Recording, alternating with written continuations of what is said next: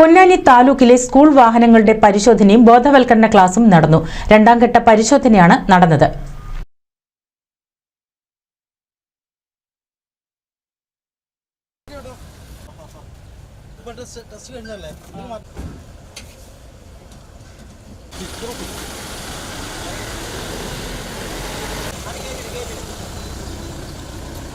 പുതിയ അധ്യയന വർഷത്തിന്റെ മുന്നോടിയായി പൊന്നാനി താലൂക്കിലെ എഴുവത്തിരുത്തി, പൊന്നാനി നഗരം, വെളിയങ്കോട്, പെരുമ്പടപ്പ്, മാറഞ്ചേരി, ആലങ്കോട്, നന്നമുക്ക് തുടങ്ങിയവയിലെ സ്കൂൾ വാഹനങ്ങളുടെ പരിശോധനയും ബോധവൽക്കരണ ക്ലാസുമാണ് നടന്നത്.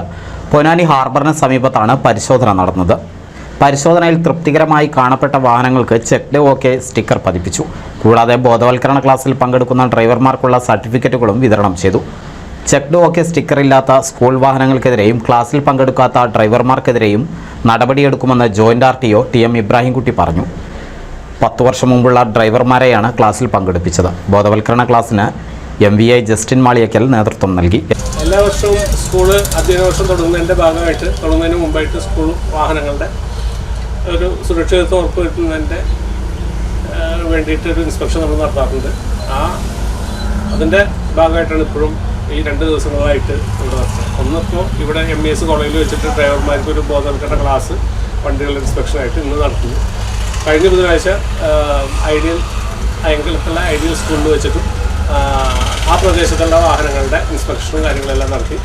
അതിനുശേഷം നമ്മൾ വന്ന് ഈ വാഹനങ്ങളെല്ലാം സുരക്ഷാമിത്ര എന്ന് പറയുന്ന സൈറ്റിൽ കുട്ടികളുടെ സുരക്ഷിതമായിട്ടുള്ള യാത്രയ്ക്ക് വേണ്ടിയിട്ട് ഒരു വെബ്സൈറ്റിൽ ഈ ഓരോ വണ്ടികളും ലിങ്ക് ചെയ്യേണ്ടതായിട്ടുണ്ട്. അത് ലിങ്ക് ചെയ്തിട്ടുണ്ടോ എന്ന് പരിശോധിച്ച് ഉറപ്പ് കിട്ടിയിട്ടാണ് ഇവർക്ക് ഈ ചെക്ക് സ്ലിപ്പ് ആയിട്ടുള്ള സ്റ്റിക്കർ. NCV news Ponnani. പുതുമയാർന്ന ഡിസൈനുകളിൽ ഡയമണ്ട് കളക്ഷനുകൾ, വിവാഹ പാർട്ടികൾക്ക് നേടാൻ സ്പെഷ്യൽ പാക്കേജുകൾ.